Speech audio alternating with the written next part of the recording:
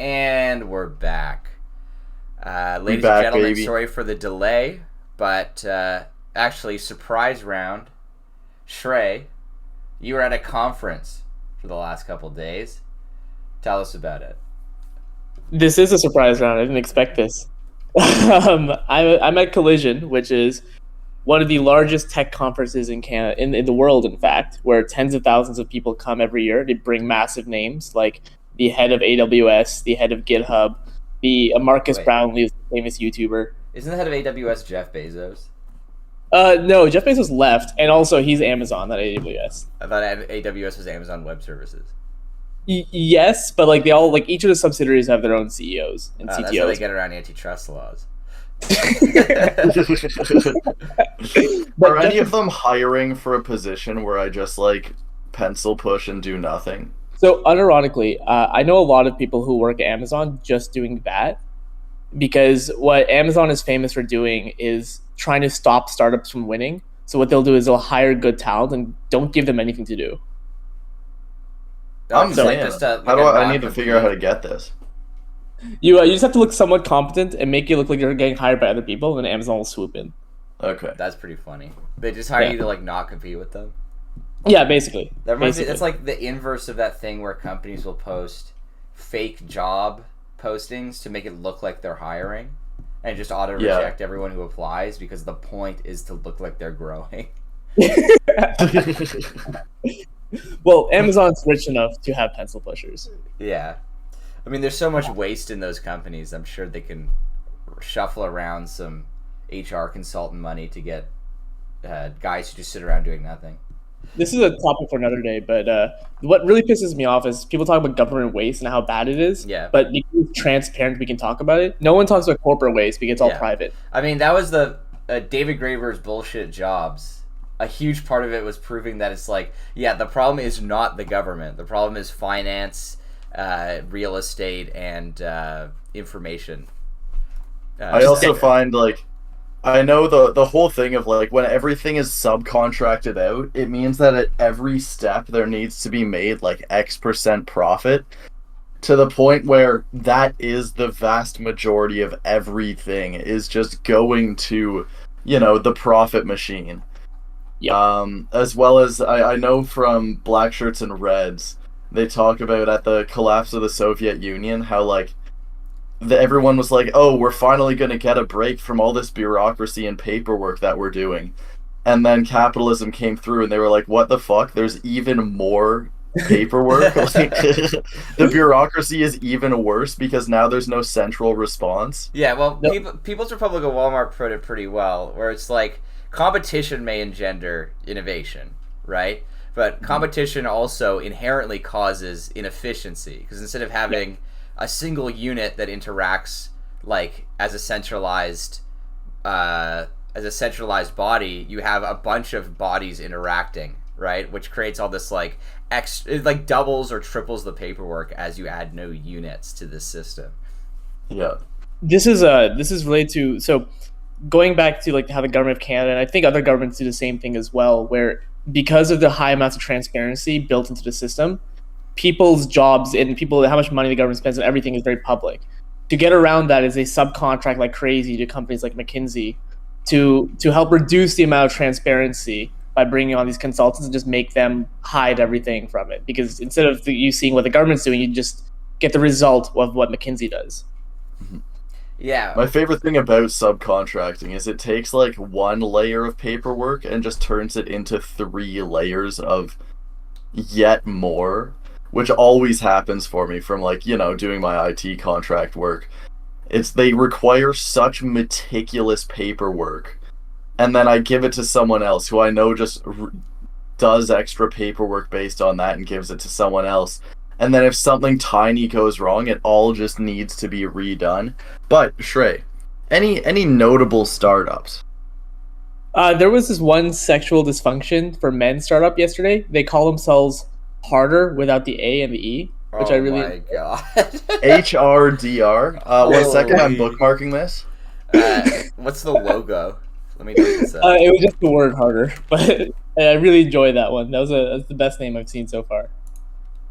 I found an I look up online personal- HRDR, and the first thing that pops up is what is the impact factor of HRDR? So they exist, I guess, purely as weird statistics. If I look my up apologies. HRDR, I get harder online personal training. Oh yeah, so it's not even the same thing. Yeah.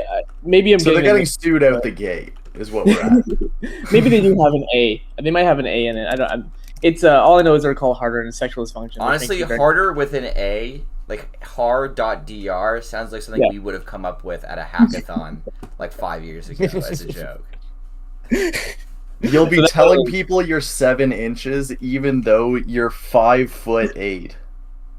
What is this? Oh, I get it. Because it's his penis. What is Blood Waffling about? All right. Other than harder, any like good drone companies coming out? I didn't go to drone exhibit this time, so I cannot say. But I'm going back today. I'm gonna do. Yesterday was my booth day, so I was the one presenting. So I didn't actually get a chance to really explore. So I'm gonna see what I can find the next couple of days. Drone companies are the most like psycho, like the most. I do like, want just to killing people startup. Incoming text. Hey babe, aren't you gonna be tired after work? Outgoing text. I took harder. Strap in for the long ride. Can we get harder as a sponsor for this? Yeah, I think we need this actually. Let's reach out. Sponsor this podcast episode. Yeah. I do want to highlight one cool startup. Which TikTok, it's time to revive your lock. All These right. guys rock. All right, that's enough harder for now, but I'll There come was back one to this. cool startup I want to highlight just to show the opposite side of there is actual cool things going on in the world, where they made this robot or this kind of device which has really good haptic feedback. So you can put different things on the screen and you can feel it on the actual bot itself. So you put rubber on the screen, like a little picture of rubber, it'll feel like rubber and things like that. And they're using it for people who are learning how to do surgery to understand how the skin feels and everything. That's pretty cool, actually. That's pretty cool. There is like Is it just surface level texture, or is it like a full material? Like if we're talking doing stitching or something like that, I know people always get heebie-jeebies around skin. I haven't done the full thing. I just saw like a quick demo, but I mean that was like already cool enough. I'm like, okay, not everything is schizo here. Any religious groups? I know you were telling me about my personal favorite is what I'm trying to get you to bring up. Yeah, okay. There was this one company I talked to. They're very, very small, so I don't want to really push them down too much. You know, they're growing, but there's a guy who was talking about building an app to help make everyone an evangelical. And it includes systems with like a directory of everybody within a church. It includes payment processing and live streaming of religious events and religious mass, I guess. And they've already signed up with they're building an MVP with one of the largest churches in Africa. Like, do you mean like largest churches as in one of the largest like church buildings in Africa, or like one of the biggest church like networks? I believe it's one of the larger church networks. He said they had 650,000 people. Well, I don't know. I feel like that's too big for one mega church. So probably a network. But that it is so funny how when religion gets commodified. Like, it is so funny to me that when that happens. And like our friend talks about how Buddhism is getting hyper commodified, and I think as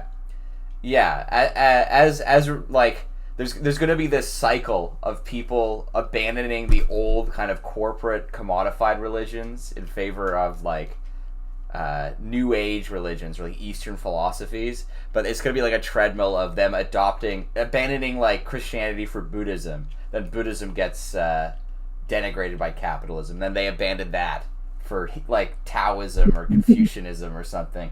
And then eventually we're going to hit like commodified Hinduism or like commodified like traditional animism or something like that. Well, I think what's going to happen is, I mean, naturally it's just going to completely stop being anything related to at all the core of the religion, not only because it's been commodified, but it's all just like aesthetics. And if we're getting into it, it's kind of like let's start stirring the pot here. It's the same thing of like capitalism turns everything liquid, which is I think a capitalist realism point. And I know some philosophers were talking about that with like sexuality, where you can't just like do yo thing, whatever. It now needs to become part of like a larger aesthetic to be commodified, and the aesthetics need to change as well and be like more dynamic, and we're growing into that. And I feel like the same might happen to religion, where you can't just be like, oh, I'm like a Catholic or whatever, and then stick to like a few core principles, and then don't stick to plenty of core principles, whatever. There's gonna be like this whole vibes based liquefied religion thing. Now, if I can be as cynical as I want to right now, and I do want to highlight that I do not believe or do not think this way normally, but religion and software commodification is one of the best combinations. Like, there's a reason why religious companies and religious apps do so well, because there's already a pre-established market base for it. There are people that you can lean on very easily, so you don't have to really be the expert in the situation. And it's really easy to sell people on faith when they're intrinsically motivated by faith. Like, one of the biggest apps he was talking about was a company called Glorify, which was made by a couple of 22-year-olds, and they raised, I think it was like 40 million last year alone from A16Z. And these are just some of the big ones. Like, I think the biggest one was a couple of years ago where a company sold for $1.4 billion, a purely Bible-based app or something like that. Holy crap! Like just a Bible reading app. I think it goes beyond that. I'm not entirely sure. If I'm just looking at it right now, it's a company called it's called, I think it's is it Ministry Brands. It's a dozens of software and payment brands tailored to faith-based organizations. Holy crap! That is crazy. Well, as they Well, say, all that is holy moving. is profaned. All that is solid melts into air. It would appear, I've been working on a transition for this. Yeah. It appears in both finance capital and other places, big things are coming. So let's start getting to the core of this episode, the news section, why don't we? Yeah. First up, ChoWderheads. Classic. Look, Olivia Chow W. Mayoral election results. It's Chow time, baby. It's Chow time. I'm feeling good. She got a 7 out of 10 on my ranking, but that was because she had not much written about traffic. The theory is that she didn't need it because that would have been controversial. She just needed to coast her way to victory, and boy, did she ever, despite bringing more than one bead of sweat to my brow. Oh yeah. Yeah, it was looking pretty hot there for a second, as Anna Bailao at one point actually exceeded her in count, I think. Actually. But yeah, she took it back. We stopped the count. We stopped the steal. Anna Bailao defeated by Olivia Chow. What happened was, I think it was Mark Saunders got endorsed by Doug Ford, and then Bailao got endorsed by John Tory. Yep. And that caused the copper to collapse, which I love because it's just like an external person saying you're good ruins your day. Well, there was a huge thing where even in polls coming up to this election, if John Tory decided to run again, he would have won. Yeah, big time. He was like slated to just sweep if he didn't step down right before. I still think he stepped down because he's convinced there's going to be like a Great Depression next year. And he doesn't want to be associated with it, Yeah. But yeah, Chow beat Bailao by 30,000. What's funny is that all the right-wing candidates together completely overwhelmed like the left-wing candidates in votes, but because they were too schizo and split up, they did not win. Thank God for this is the first time in how long since we've had a progressive candidate? So the first right-wing guy to get elected in this run was Rob Ford in 2011. So I guess technically 2010 was the last time we had a left-wing proper New Democrat as mayor. Yeah. And a lot's happened since then. Yeah. My favorite thing, so what I'm really enjoying after this is that clearly Olivia Chow is going to show the world what it's like when a city goes woke and goes socialist. Mm-hmm. Mm-hmm. And I really have to wonder, I don't know, she seems average. Yeah. She has some progressive policy, but nothing really shaking the room too much. Accusing Chow being a communist is like peak communism. Communism is when the government does stuff to you. Yeah. You know what I mean? She's just kind of, I guess I would say she's kind of like a radical liberal, you know, not like a she's not particularly out here saying we need to like take capital. Like, yeah, we don't need to seize the means of production inside Toronto, even if that were possible.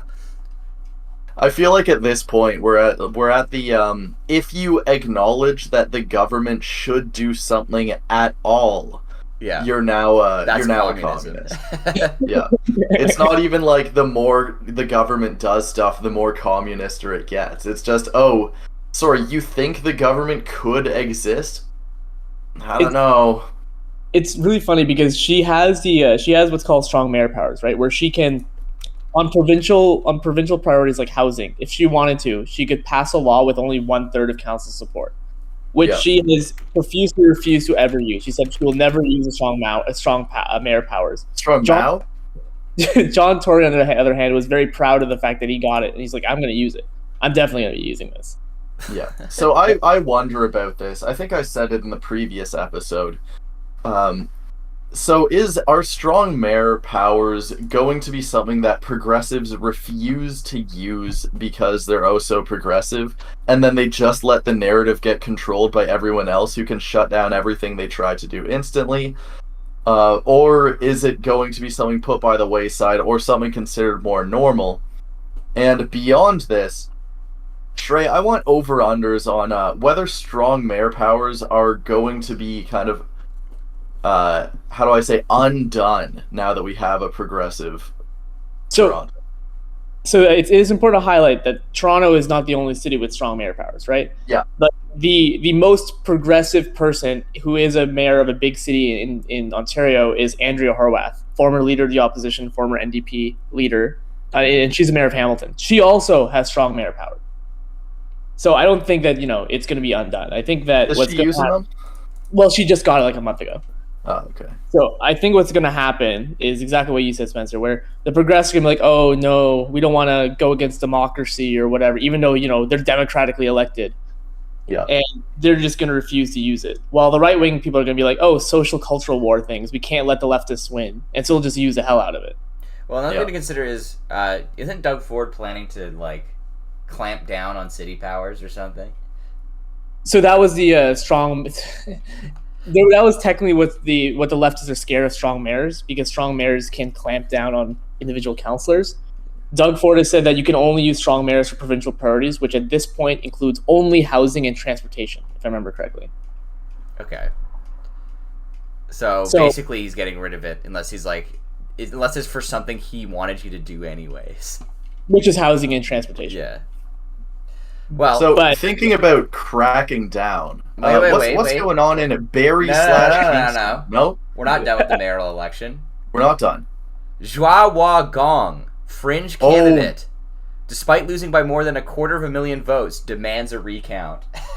Oh, right. There's the recount. I also know Chris Sky has started saying the election was fraudulent. He got 1.1% of the vote. Yeah, Gong got 2,900 votes, and Chris Sky got 8,000. Now, I do want to bring up something else. Betty, I just sent an image if you can pull it up. This Chloe Brown still solid at 3%. Nice. This is from the Student Votes campaign, where we get the elementary school, middle school, and high school students to vote. Yeah. And look at who won and who came second. Holy. I was gonna be like, this kind of just looks like the regular results until I saw Gong at second. Can you please read it out for our audio listeners? Okay. After researching the candidates and issues and debating the future of their city, students cast ballots for their choice for Toronto's mayor, and these are elementary and secondary school students. As of 6 p.m. today, 13,444 total votes were reported from 126 schools throughout the city, including 11,934 valid votes, 692 rejected, and 818 declined. Olivia Chow received 23.4% of the vote. She won. Zhao Gong received 21.1%. Anthony Fury finished last on the notable candidates list at 1.4. Not inspiring, That's one thing that I think cost him the election. It's Trump and the other right-wing demagogues, they were inspiring. Anthony Fury, he's just like a lizard man. No one wants to. I think it's best shown in that one candidate who was running as a culture war comedian, and through all of his videos, he forgot to tell a joke.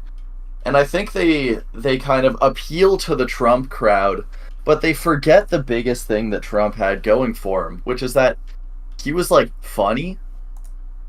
Yeah, and they're going in and they're just like deadpan. Nothing is funny. They're like bland and uninteresting. It's just angry. And it's always like the same joke, eh? Yeah, they have like 4 jokes going around that they've been repeating since like 2011. Yeah, the thing is, Trump is still funny. He's still saying funny shit to this day. I'll throw in the Trump coming noise that was big this week.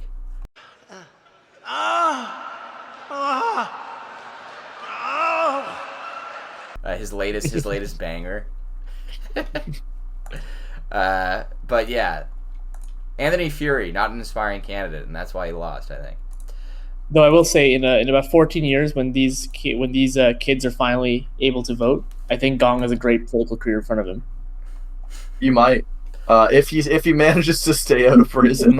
What I could see, I don't think Gong will have a lucrative career, but what I could see happening is like ironic adoption of Gong stuff in adulthood, kind of like how millennials will own Reagan Bush shirts. You know what I mean? We could see Zoomers owning Gong hats or something. Yeah, I mean, Spencer has a Gong sign he keeps with him, right? Yeah. It's managed to work its way to laying flat in the middle of the street at this point, without my influence. So, the rise and fall of the Gong empire. Speaking of things that are laying flat in the street, Barrie passed a motion through city council banning handing out food to the homeless on public property, which I assume includes streets and sidewalks. Now, banning giving out food to the homeless is something else. This is I think I said according to one of the candidates where I said this is who you vote for if you want to maximize human suffering. Yeah. Banning giving food to homeless people is one of those things where you just say, I want to hurt people. Yeah. Like, have you ever thought about making things worse? How about we try that? Yeah, this isn't even like going after panhandling. Like, you can't give them money because ostensibly they'll spend it on something bad, Yeah. Mm-hmm. This is just straight up, you cannot even give them food.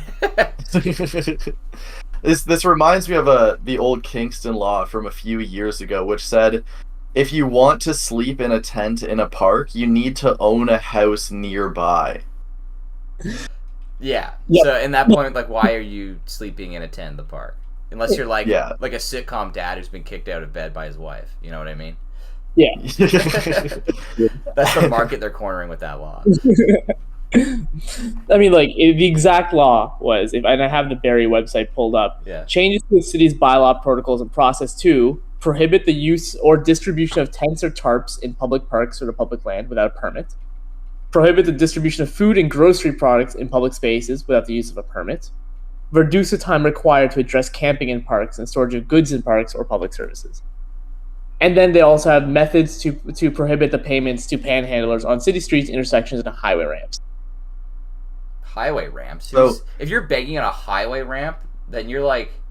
Have you not seen that? No. This is common in Toronto and places where traffic forgets to move sometimes. It's common in suburban areas. I get that all the time. No, I've not seen that in Kingston or Ottawa. People panhandling on the on-ramp? Yeah, it's like a big thing. The on-ramp is like if there's a light. A lot of on-ramps have lights, and there will be people that are like walking past the sides of the cars. Okay. Yeah. Well, I've seen all those people at lights, like red lights. Yeah. But like, yeah. I thought you meant like in the curve into the on-ramp, where you go like you're ramping up from like 50 kilometers an hour to 100 kilometers an hour. There's just a guy begging for change there, which is like a disaster waiting to happen if true. No, the off-ramp, I guess. Yeah. But I think Barrie's reversed their decision to stop people from giving food. Yeah, they're throwing it to like some kind of council vote again because it generated so much bad press nationally. Now, I assume that this bill designed to just, hurt people, obviously comes with a whole nother program that is designed to really help get rid of the core of the homelessness issue, right? So I will say they actually did have a couple of good things which I did appreciate about this bill. So, for example, they're putting more money towards cooling and warming centers, and they have a provision of a daily meal programs on public lands and public parks is also part of the bill. So they are actually doing something. Yeah. They're trying to get rid of people giving them food to demand that they eat, their institutionalized bug meal. I mean, I guess. Well, if those programs get up and working, and if they are as good as they would hope, I guess people would probably gravitate towards that. I just feel like I don't understand the purpose of banning it. Like, if they're doing this, then wouldn't naturally the other thing also stop happening? What's the point of the bad press, the police effort on banning it when it's the alternative is actually happening? Look, everyone out here on their hustle grind set, and if you're trying to become a hustler, you need to call police on the lower classes.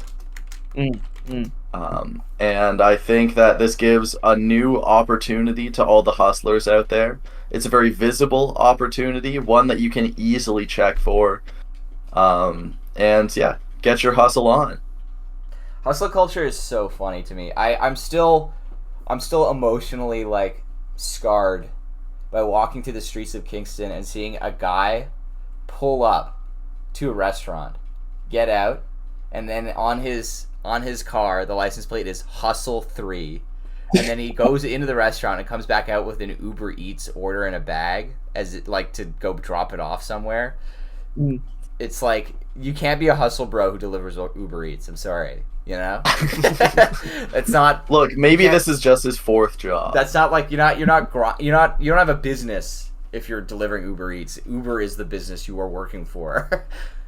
Abandon all pretensions of hustling. All right, next up, changes to Canadian law over online content mean Facebook has chosen to stop showing news to Canadians through the Facebook web interface. Thank God. So what's going on behind this is there was, I think, Bill C-18, which was talking about how if platform sites like Facebook or Google, I think Google has Google News, where they just kind of collect a bunch of different news sites and give people what they want to see or whatever. They need to share the revenue they earn from this with the places that make the news in the first place. So something similar was proposed in Australia that went through, and they got protested by all the platform sites for a week. But the secret behind this is that, again, it's like a post-scarcity resource, these links. They just kind of have a bot going that takes the title of a news story, posts it with the image, and then their algorithm does its magic. It doesn't cost the social media sites anything to gather this, and they do make money out of it.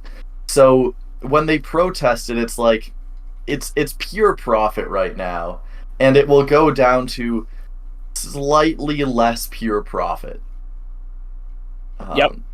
They'll have to share that pure profit with news networks, which I think is just extremely reasonable. Well, another thing we consider is that it's social media news, especially schizo news sources that do well through social media metrics, they're a major reason why everyone's crazy now. They're a major reason why everyone's insane.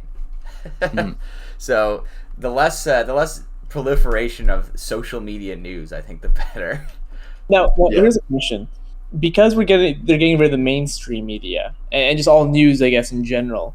Does that mean that the shareable links is going to become that much more important? And since usually shareable links are, this might be anecdotal, but feels like it's more to schizo stuff. Does that just give them more power? Well, shareable posts, I guess it depends, right? But I imagine shareable posts are inherently less trustworthy to people than an actual news organization reporting on something, right? Where if someone's like, Justin Trudeau is going to round up all Canadian patriots tomorrow, and you see that as like a headline in a newspaper, that is more worrying than seeing it on your aunt's Facebook page just in text form, you know? But do they know the difference?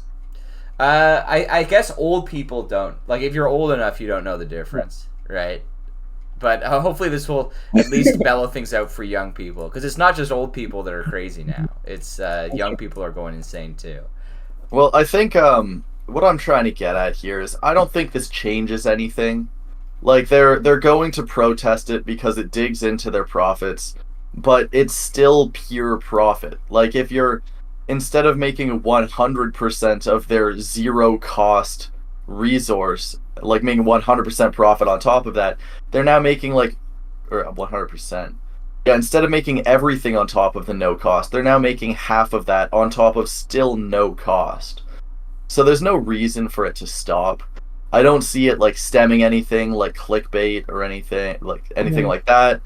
I think it will just return to normal with a slightly lower profit rate for platforms, but increased profit for news networks.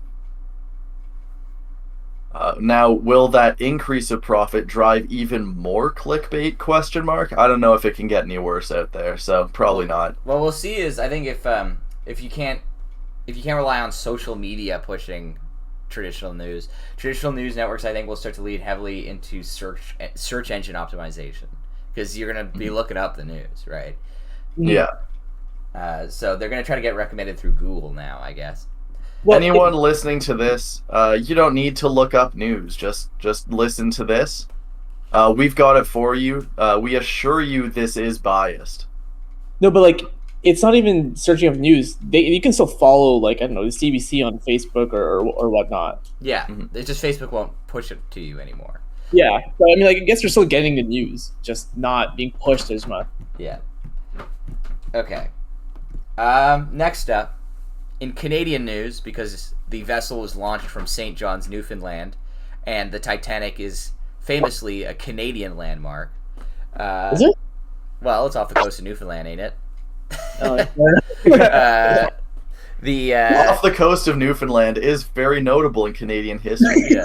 Well, off the coast of Newfoundland, that's where Cabot landed, the first Englishman to come to Canada, right? So true. All the coast of Newfoundland. Yeah, so the submarine, it's on the tip of everyone's tongue. Everyone's talking about it. It's still fresh in the news cycle. We're not getting to it several days late.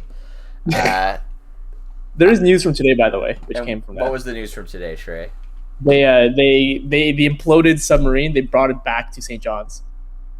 No, they did. Yeah. I figured that thing just like, when I hear imploded, I imagine it crumpling down to like a tiny ball of metal. Especially since it's carbon fiber, and carbon fiber just shatters, and I don't think is magnetic, so I figured there would just be shattered carbon down there. That is true. This is like, sorry to put your ass on blast, Trey, but this is like the peak cult of entrepreneurs. This whole incident, right? It's like peak guy who's rich thinks that makes him smart, you know? And every engineer on the team, he was like firing engineers who were like, you can't be building a submarine out of carbon fiber, or you can't be controlling it with a Mad Catz controller, you know? And he was like, no, you gotta understand, I'm maximizing profit and I'm smart, you know? Well, I don't think this was for maximizing profit. I think this guy was just like, he was trying to do his own exploration. He needed to see the Titanic for himself because he's special, because he's rich. And I think that, like, rich people don't know how to do anything other than minimize costs at this point. Like, what they do is they show up to a business, get hired as a CEO, and they're told, let's make this business more profitable. So they lay off a chunk of the workforce, and like that cuts all the costs, and they do a bunch of cost cutting. And then they leave for whatever reason, get their golden parachute on the way out. I think it's just like that is their job, that is their mindset. It's always worked out for them. Therefore, costs need to be cut, and it will totally work out, guys. Well, I think it goes beyond that, right? Because like carbon fiber isn't exactly cheap, but I think it's the guy heard that it was tough, right, from someone. Yeah, and, yeah. And he assumes that means that it's better than steel for something that needs to be under compression, right? So I hate defending the guy because I don't really want to, but there are some things I just want to correct with what you're saying. So Stockton Rush, by the way, Benny, you might find this interesting. Stockton Rush, the two people he's named after, were both signers of the American Declaration of Independence. He's a descendant of both of them. But besides that, very, very wealthy guy, very old money, like very, very old money. Well, if they're signers of the Declaration of Independence, I wonder where they got that money from, you know? We'll explore that later. But something to highlight. So this guy, he didn't just come into OceanGate. He founded OceanGate. Yeah, right? it's his passion project. Yeah. He wasn't like he came in as a CEO to minimize costs. He was minimizing costs in the beginning. And he has like made his own airplanes from scratch and flew them successfully. So it's not like he didn't know anything. He did know how to do some very advanced engineering, which ended up doing all right for him before, this one. I think this is more of a clear explanation of why there needs to be better governance over such things. You can't just let rich people do rich people things without any kind of oversight. Yeah, I would definitely agree with you, but I'd also say that it's like aeronautical engineering is like different from maritime engineering, right? Like the dynamics are different. The thing is, he had engineers who were like maritime engineers who he fired for questioning his like designs, right? Because I think he thought he was smarter than them because not only was he an engineer, he was also rich. Yes. Well, that is true. It is kind of messy. I'm kind of shocked that the Canadian government allowed this to even go ahead. Yeah. Like, well, I think technically the boat that holds, because it's not like they piloted the submarine from St. John's to the Titanic. Yeah. I think the boat was launched from St. John's, and they technically dropped the submarine in international waters, which may have made them, like, I don't know, technically immune to Canadian submarine regulations or something. That was what happened. But the boat that pulled them was, this is kind of funny. It used to be a former Canadian icebreaker. Yeah. Before it was sold off to someone else. And, no. And fun fact, the ship was on sale on eBay for a while, so we could have bought the ship. Wait, like now it's on sale, or as in we could have? Now. It was on sale for like a year, but it was a Canadian ship. The fact that it was a Canadian ship that pulled it over is kind of wild that it was just allowed to do that. Yeah. Can we get a ship to just pull us somewhere and just drop us in the ocean? If we wanted to do like an end of show suicide pact, maybe. Yeah. So one thing about this, and my only understanding from Carbon is bikes and stuff, but I think it was confirmed by, was it Spielberg? Oh, Cameron, you're thinking of Cameron. No, Cameron. Yeah. That's what I'm thinking. Yeah. And he said that the thing with titanium or steel is that it is a little bendy. And it can go down, take pressure, crunch just a little bit, and then expand back as the pressure rises again. Carbon fiber does not do that. So carbon fiber, I think they said, it had done a couple trips before, but carbon fiber again shatters. So you can get one trip done with minimal issues, 2 trips done, but now you're going to start getting a little wear and tear, and at some point the carbon fiber is just going to give, and when it gives, it will not bend or anything, it will completely just obliterate itself. Yeah. But this news story also brought up something interesting that I found, because there were a ton of people, saying Rip Bozo, dropping the pack watch and all of that. And then there were some people saying like, aren't we supposed to feel bad when people die? And I thought 2 things about this. One is that the internet has clearly just destroyed that. There are so many people dying constantly on the internet that you can't feel bad about people dying anymore as like a survival mechanism. Because if you did, you would just be depressed 24/7. Mm-hmm. And the other is that when a rich person dies and everyone's just, the immediate instinct is to just grill them for everything. And people are saying, this person had all of this going on, we should be sympathetic or something. It's pretty clear that kind of the billionaire class has lost its sympathy in the public eye. People clearly don't care about them anymore, and they don't have to pretend to care about them and say at least they were good. It seems they've lost the narrative for their own reputation, and people completely just hate them everywhere now. I think I agree with that. I mean, there's so many actors and actresses who die who are very, very, very wealthy, who when they die are really upset about it. I think it's just these people no one knows, no one cares. I think it's beyond that. I think actors and actresses, there's an intuitive understanding of people that actors and actresses are like, they are paid by the studios, right? They're not like, they're not stepping on anyone to succeed. Whereas these type of rich people, now, what's funny though is that it's like, what makes these rich people different is their relationship to production, right? It's like the oligarch who owns all the food in Pakistan or whatever, or like Stockton Rush, some engineering CEO, right? It's people who make money off of like exploitation and surplus labor extraction and like money, like price gouging. It's like there's an understanding that there are, I think, even in the public consciousness, and people don't like read Marx or whatever, but there's a general understanding, I think, of that there are good people, good rich people, and bad rich people, and what makes good rich people good is the fact that they're not part of the ownership class. They're just rich because their labor is valuable, right? Like athletes and actors. Yeah, no, that makes sense. I can agree with that. So yeah, I think if Hugh Jackman died, if Hugh Jackman drowned, I think people would be like, "Don't make fun of Hugh Jackman." Like that would be the prevailing opinion. But like the fact that it was like a Pakistani oligarch made it like people were like, "Yeah, Pac watch Rip Bozo." Yeah, because I remember when Kobe died, right? It was a helicopter crash. Yeah, sucked. Huge, huge outcry, and I think you're right. He kind of deserved it there. Yeah. Yeah, because he was an athlete. He wasn't like a guy who made his money stepping on people. Right. So, sorry, Spencer. I think you were going to say something.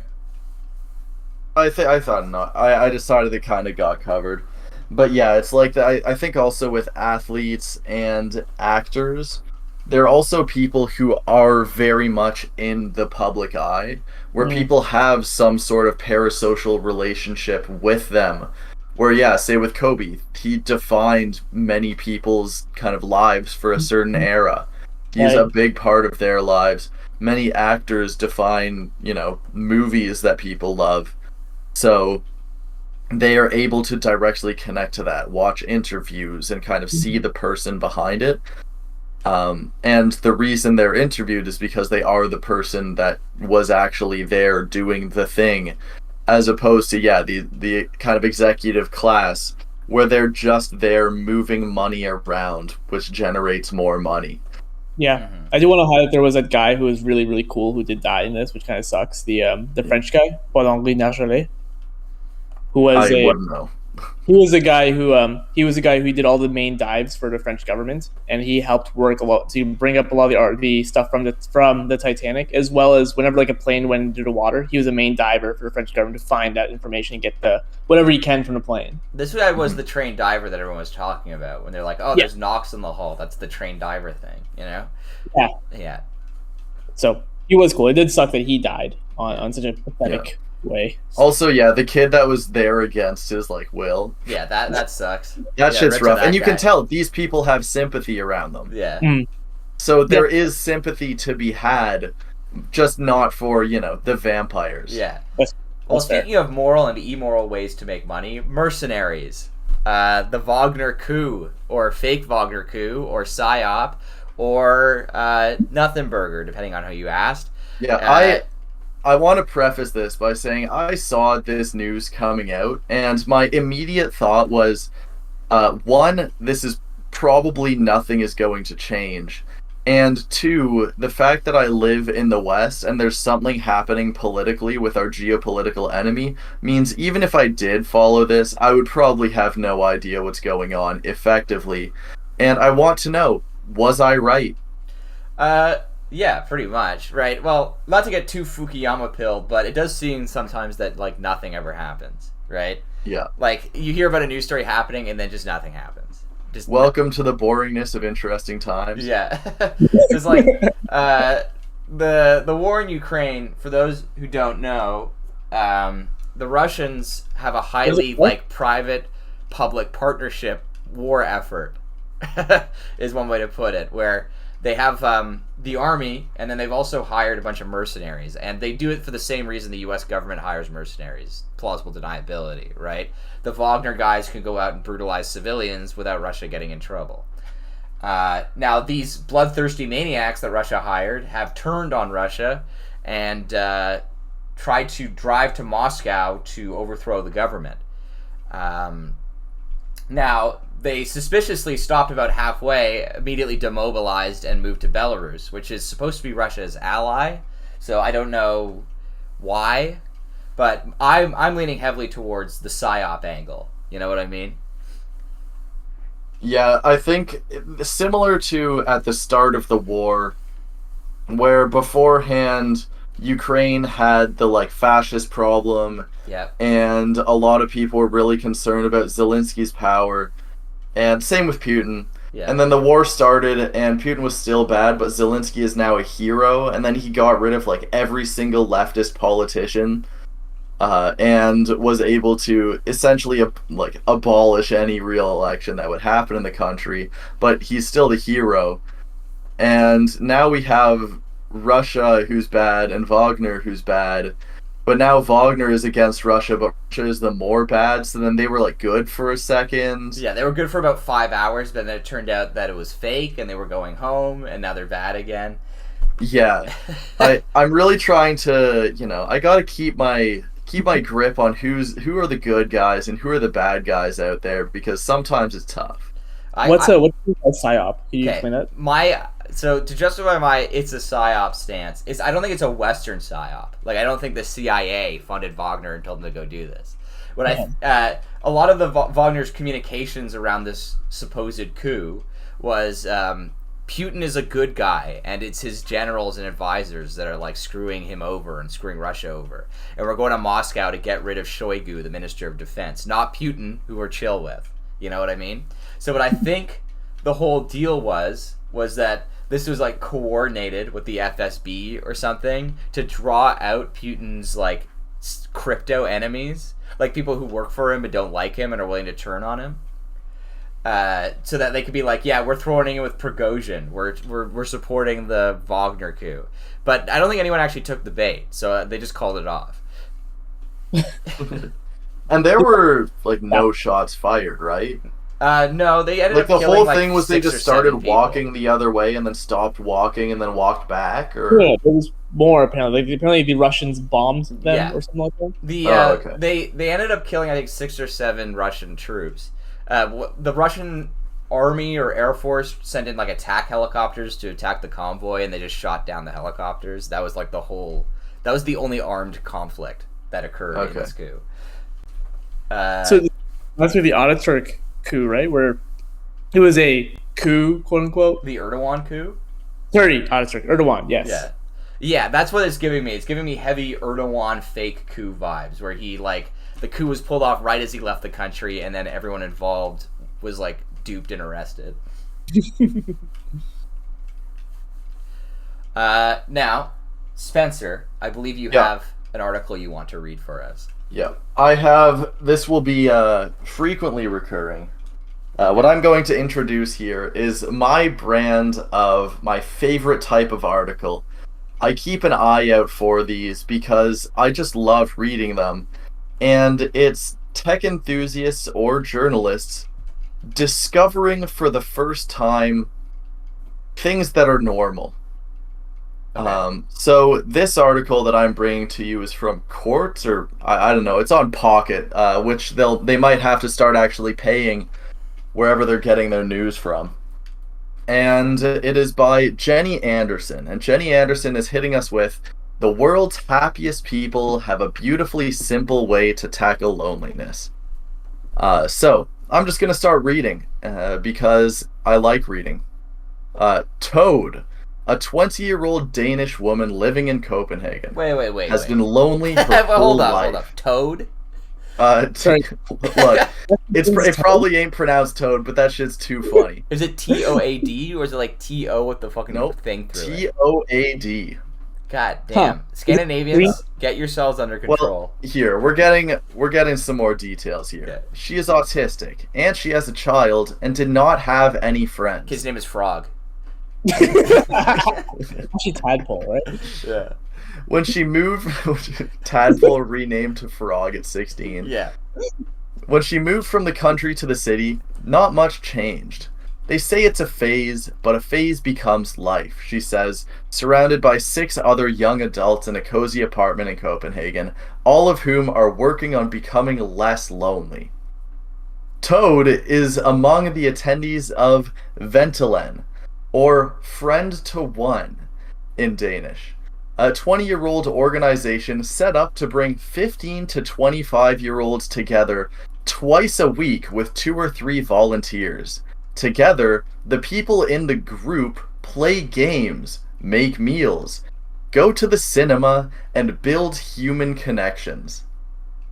So, it seems that this journalist has come upon the concept of having friends, which is this new innovative idea. So she says, I try to fight my depression by being less lonely, not with medicine, Toad says. Genius. What do you guys think about this whole hanging out with people a couple times a week and maybe even going out and doing things with them? Interesting. How do we monetize it? Yeah, I think this could raise productivity somewhere. I think this will disrupt the social media market. I think we need to get this out the door now. We need to get angel investors. I think we've cracked it. No, I think we should actually make this and then sell it to Google because they're looking to help, connect people better together. Yeah, I think them. I think what these people need, as much as friends, is consultants, private consultants who can help them learn the technical ideas of friendship and advise them on how to make friends. Could an individual hire McKinsey to help them make friends? We need to get on that now. Yeah. Look, we need to get a friendship counseling. We need to make a friendship counseling platform service, and we could definitely sell that shit to McKinsey. Like a fast friendship as a service? Yeah. Friendship as a service. Christ. That's just podcasts, isn't it? Like, isn't that essentially what we're doing here? Like, if we were popular, if we had any... Actually, we do have people that watch this, apparently. We have hundreds of viewers. So, Christian, who is 23, says he too suffered in high school. Though he had 2 friends whom he spoke with regularly, he rarely saw them in person. He tried anti-anxiety medicine, but coming off of it was hard. Maybe he didn't take the anti-anxiety medication and instead grabbed the potential future sponsor of this show, Harder. Then his aunt found Ventolin on Facebook and recommended he try it. It helped me open up. I don't feel lonely the same way. It currently offers 21 venues in Denmark where young people looking for companionship can meet one another. So, this continues on and then starts talking about how they try to work with the people to find a common purpose, common things they enjoy, and they match people up by the events that they enjoy so they can hang out there. Now, there's another way you can achieve the same result, which is people having free time, and when they go do things they enjoy, they meet friends. Only downside to this is you don't need a platform for it, I guess. Well, this is like, I gotta say, this is the most Scandinavian thing I've ever heard of. It's just like, it's like a subcontinent of autistic people over there. You know what I mean? Yeah. Like, this is the kind of thing that would happen on, like, a reality show, like the dating on the spectrum. That's what this sounds like for friends. Yeah. It's like you contact this service and then they link you up with friends, I think that's the actual hidden monetization avenue, is we, like, film it. Oh, you're right. And then if someone... Oh, this is good, because then if someone acts uncomfortable, it will blow up, which would make all of them more nervous and more likely to act uncomfortable. Yeah. What about it would write itself. what about instead of filming it, we could record it, but maybe like, oh, that's a lot of content. So maybe like 1 hour a week or so we can record it, Yeah. and then like give it to people, and they can just listen Just to as it. audio, you could have different platforms that allow people to subscribe to your conversations, and they can feel like they're part of the group. And maybe once in a while we can get like a sponsorship deal or something to help more monetize it, maybe from like a sex dysfunction thing, because that's what people are looking for at our age. Yeah. Right? Yeah, the people who are struggling with their loneliness might have some sexual issues, which could be resolved by a potential future sponsor. Yeah, Shrey, you have contacts. Get this to the harder boys and tell them we're looking for sponsors. Tell them we'll do anything for almost nothing. Yeah, we'll say whatever they want. We will Yeah. use Harder actively. Yeah, we will be on harder during the show. Well, Spencer, we were talking about this before, where TV sitcoms, especially from like the '90s, TV shows like How I Met Your Mother, Friends, it's just people are like, wow, this is so cool, this is so nice. It's just people hanging out. It feels like that's Yeah. what's missing. yeah, the ultimate sitcom dream, which I guess this service Ventolin actually offers. This is a theory I've had where for all the sitcom shows like Friends, How I Met Your Mother, Big Bang Theory. Seinfeld. No, not Seinfeld. That's different, isn't it? I never watched Seinfeld. I accidentally said the wrong show. But what they offer is the dream, where you get to have friends that you get to hang out with all the time. And that's it. Yeah. Yeah, well, atomization. It's been a problem since the 19th century. It's not getting any better. The internet, frankly, has made it much worse. Mm. People are atomized, especially Scandinavians who never had many friends to begin with. I don't know if you've seen those statistics about Scandinavia and offering food to guests, but it's bleak over there. Always has been. Oh, are they the people that just don't offer any food to guests? They're like the one culture in the world where it's like rude to give food to guests. Why? It's like assuming that the guests are poor or something? Exactly. It assumes the guests can't feed themselves. So it's like considered rude. Look, if you're offering food to guests, you need to understand rugged individualism. Yeah. I think I saw like a defense by some Scandinavian online where it's like, yeah, it was totally normal. Like I would go to my friend's house and then I'd just sit in his room while he ate dinner with his family, And wait for him to come back. Where some guy was like, I went upstairs with my friend, and my friend went downstairs, ate food, and came back to me. Yeah, exactly. It's bleak over there. It's rough over there. Not a fan. No offense to all of our Scandinavian listeners. A little bit, though. Yeah, get your shit under control. Full offense to our Scandinavian listeners.